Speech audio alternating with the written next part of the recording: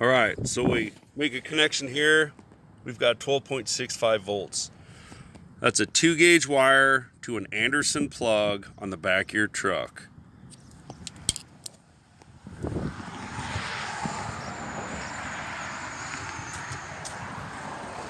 And what you do is you run the 2-gauge wire through your frame, and you just find the ground and you solder ends on it and you bolt it to your frame and back. That'll be your ground.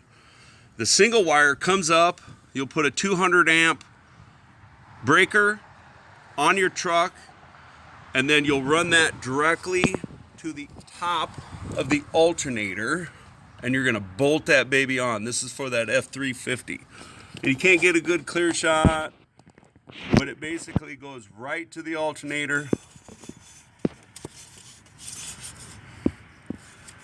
Right here to the alternator. So you got your bolt going in, that line comes right in and right up to the circuit breaker. Okay, then the truck's grounded, and so you do the same thing with the dump bed. You ground the dump bed with the wire right to the frame, and then you run from that Anderson plug, the other side of the Anderson plug, to your dump bed, and then inside your dump bed, before you get to the battery, you put another 200 amp breaker, and then what it'll do is it'll charge it. It'll go from that 12.6 volts up to 14 some odd volts.